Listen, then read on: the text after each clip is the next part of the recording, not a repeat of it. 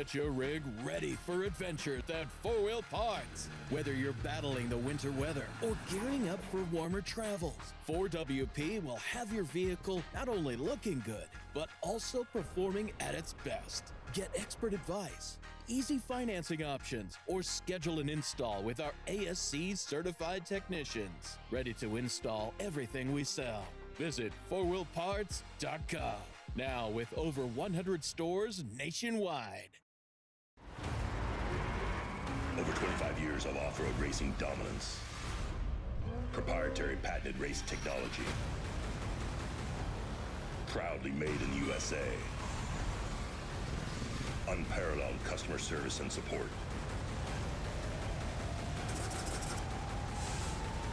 The choice of champions. King Shocks. The leader in off-road shock technology. It's 2022 and Bill Alexander Ford is ready to serve you with the same great service you have grown to trust. Check out the all-new 2022s arriving daily. F-150, Super Duty, Ranger, Maverick, Bronco, Explorer, Expedition, Escape, Edge, EcoSport, and Mustang. Need service without the hassle of coming in? Our mobile service will come to you. We have discounted the convenience fee to only $25 for the whole month of January. For a difference you can count on, shop your locally owned Bill Alexander Ford on East 32nd Street in Yuma.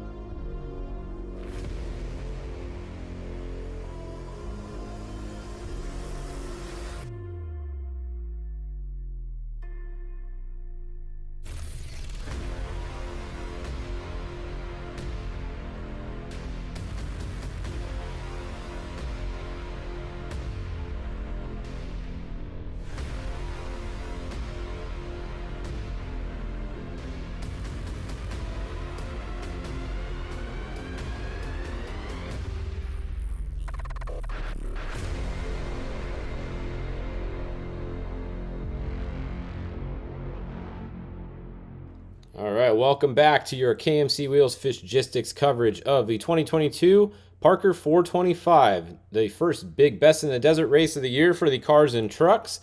And we are presented by F&L Racing Fuel all day today.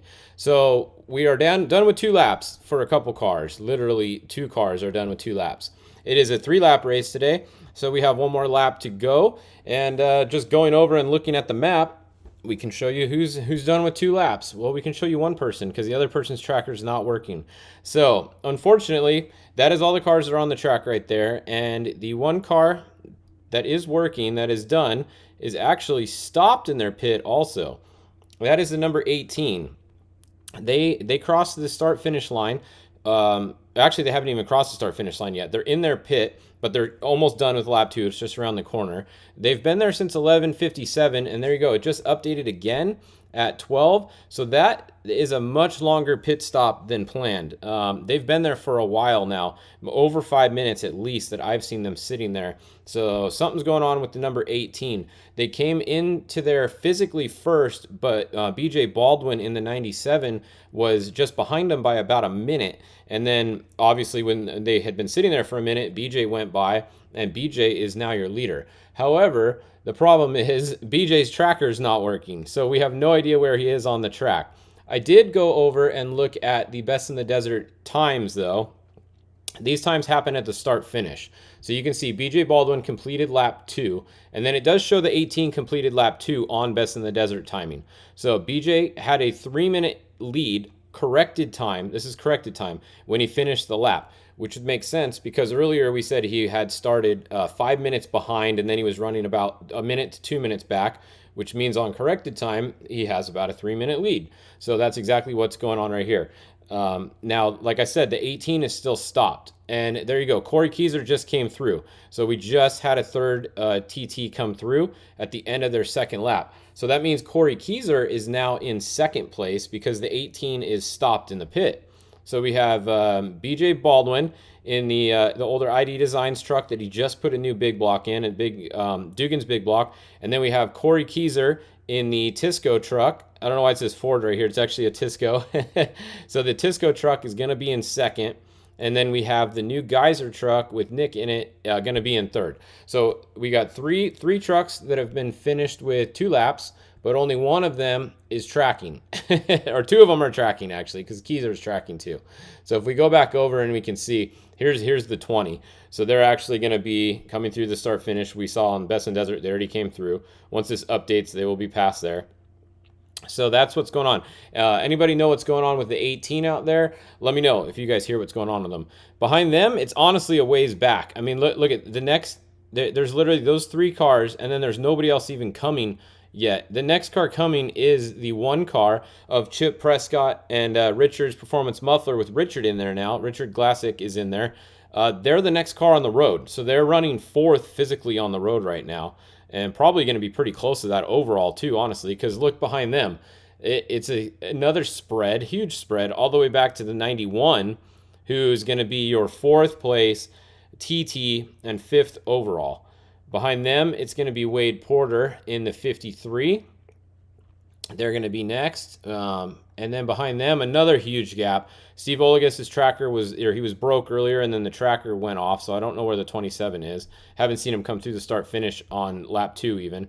Then we have the 1. So Kyle Jurgensen got going again. And just like I thought earlier, the 127, their other Brenthel truck, was following them, but now the 127 broke. So they're not the chase truck anymore for the 1. If the 1 had broken, the 127 would have stopped with them for sure, because they would have helped them get fixed to get going again. But the 127 is now broken on the course. I haven't heard what happened with them, but they're now stopped. So the 1 is going again, which is good, because they go for they're going for season points, so it's good to see them going again. Also the 26, Dave Taylor is moving. They're next there. We have here's your first 6100 on the road. It's Brent Fox.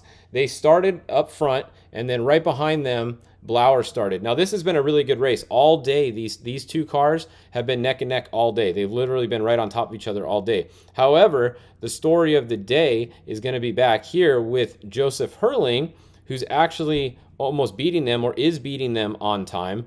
And then if we go back even farther, we got to find the 6197 right here, Tanner Courier, who actually was winning on time at the end of the first lap. When he comes around on the second lap, we'll have to check. If we go look at the Racing Tracks timer, this is, okay, here we go. Check this out. So Racing Tracks timer has Joseph Hurling halfway through the second lap, unofficial. He is showing as your leader, but look at this, 1 second over Brent Fox. Very, very close racing. And once again, this is off the tracker, so this is not official timing right here, and they are off by a couple seconds sometimes. So he could be leading by more than 1 second, or he might not actually be leading. He might be losing by a couple seconds. It just depends on the tracker here. But very close racing in the 6100 class, literally a second apart.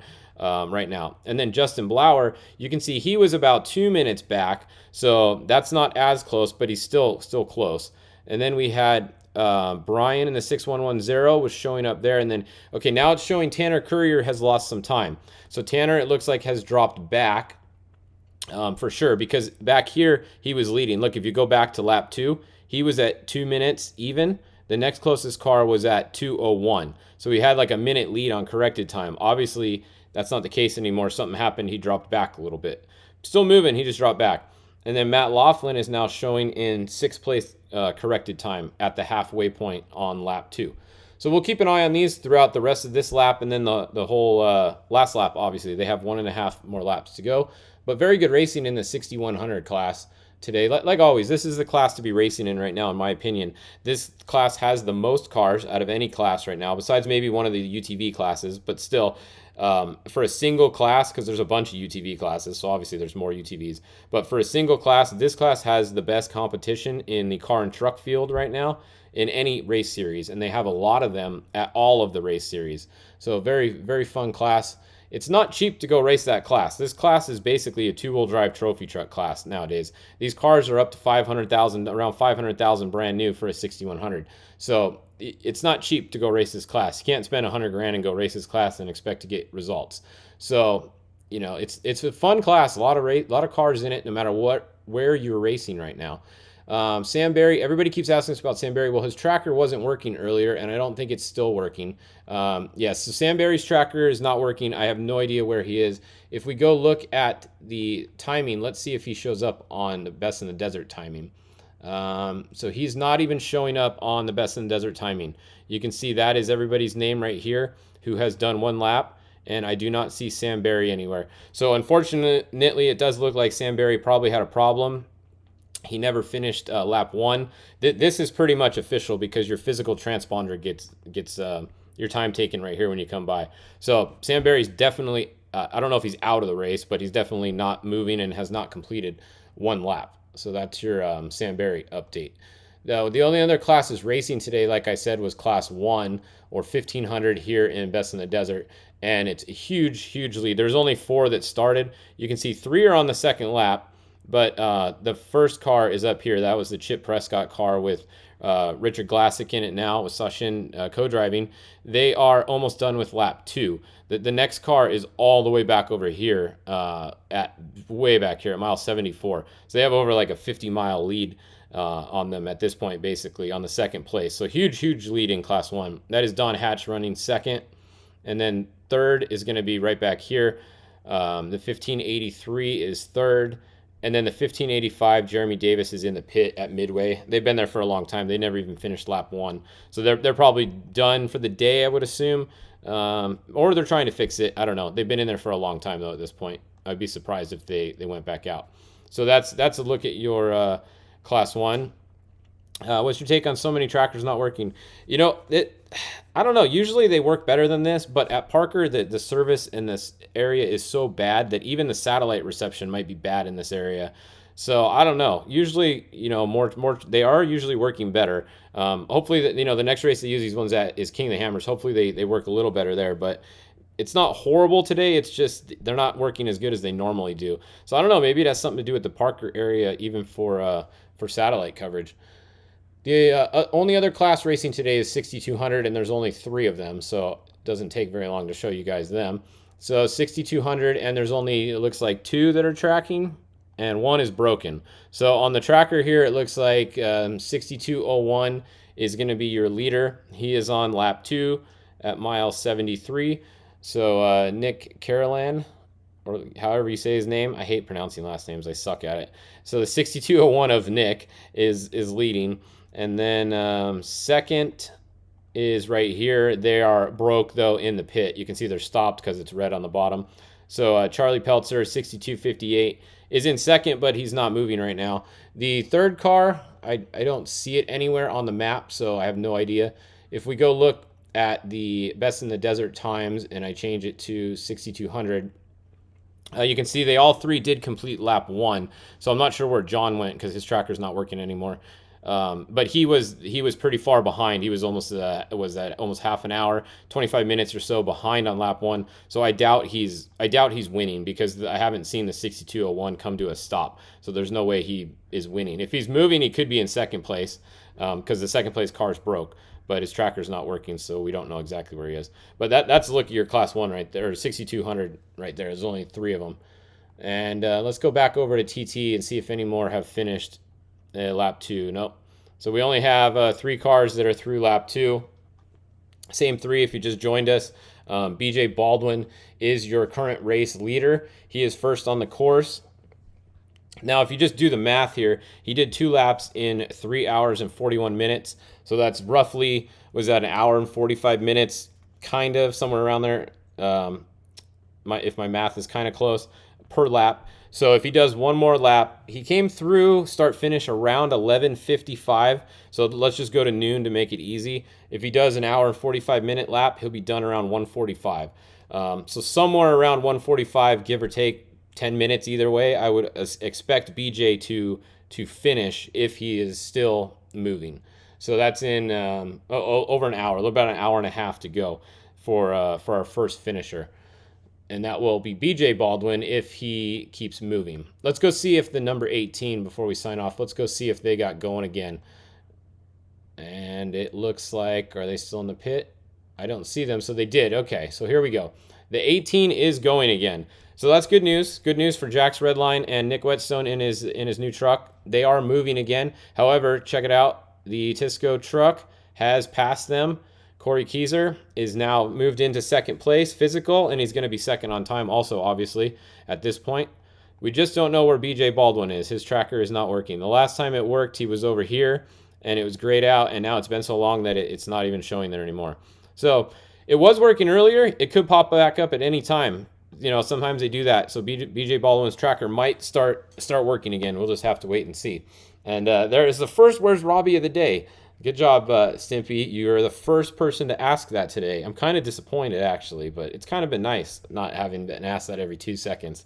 So, yeah, Robbie's not racing. I did see Robbie say he's not racing again until his UTV's going to production. So, I don't know. We might not see Robbie for a little while, or I don't know. We'll see when he comes back out. Hopefully he comes back out and he brings some UTVs out to race, too. So I think that's what he's working on. I know he's got a pretty big project going on over there, obviously. So hopefully we see Robbie Gordon racing again sometime soon. But at this point, I don't think we know when he will be back. I would be surprised if he missed the San Felipe race, though, because that's the qualifying for the 500. So we'll see. Oh, there we go. Donald Grove, thanks for the update. Sam Berry truck blew the motor at race mile 78. There you go. There's your Sam Berry update. Blew the motor at race mile 78. That's a bummer because you don't really hear about a lot of these motors blowing up anymore. It's a spec motor class. You know, they're sealed motors. You can rebuild them now. Some of the new rules that are coming out to most of these series. I don't know if Best in the Desert you can do that at yet. I know you can in Legacy, and I think Score you can rebuild it. But bummer for Sam Berry in his first race in his new spec truck. He's got a blown motor. All right. Well, anybody else you guys want to see? I think you're looking at the map right there. That's everybody on the map. We literally have 3 cars on the last lap right now, so not much else to update you guys on. Once again, you know, big thanks to all of our sponsors. Our newest sponsors right here, the unlimitedrv.com guys and Unlimited Motorsports. They race 2 spec trucks, not racing today. It's Stacy and his daughter Valerie Clark. So big thanks to them for jumping on board. And we're going to do some updates on their team and follow them at some of the races this year. So that'll be fun to watch. It's always fun to watch the new people come in the class. And they come into 6100 class. That's the most fun class right now going on. I think that's what's going on. Are the Baldies racing? No, I haven't seen them on here. I think they might be racing King of the Hammers next weekend. And I'll be out at King of the Hammers. Somebody asked that earlier. I'll be there for the desert races, keeping you guys updated. I won't be doing these updates. I will be actually doing the King of the Hammers updates. So you'll have to watch the live King of the Hammers show, and I will be on the show doing exactly this for their show for you guys. So we will be doing that. And a lot of, yeah, you know, these races all close together. Nobody had a big car count in any of these classes between the Legacy race, the Best in the Desert race, and then King of the Hammers next week. It all kind of spread it out between them. There's about 20 6100 trucks at both of them. I think Legacy had over 10, maybe 15. I don't remember exactly how many, but you know, there was about almost 50 to 60 6100 trucks that have raced in the last 2 weeks, mostly different trucks. So it would be cool if they all got together at whichever race they wanted to do, and you had like 50 6100 trucks at a race. That would be pretty cool, because that would be some good racing going on. Kind of the same thing with the trick trucks, trophy trucks. If they're racing this race, they're not racing King of the Hammers next weekend. So that kind of split it up. You know, there's 13 TTs here, and then there's about 13 at King of the Hammers. So yeah, it kind of split it up a little bit. But we'll keep you guys updated like we always do. Even if there's, you know, however many cars are on the course, we'll still let you know what's going on. I haven't seen anything posted. Best in the Desert posted like 2 videos today from this race. So it's, you know, there's not any cell phone service out there at this race. So it really sucks for you guys. There's not much that we can show you guys. So I think that's what it is. All right. Well, yeah, if somebody's just tuned in, somebody else just texted me what happened to Lettner earlier. Lettner, they broke a flex plate at pit 2 earlier. They made it to pit 2, and that was about it. So broken flex plate for the Concrete Motorsports truck earlier. That took them out. I haven't really heard about anybody else that was out besides them. That was the update we got from them. All right.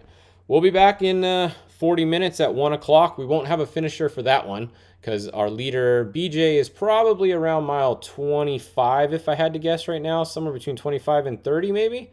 That's probably where the leader is. This is kind of interesting, actually. Hold on a second here. 18 and 18. Okay, so the 18 tracker has now jumped back ahead of the 20.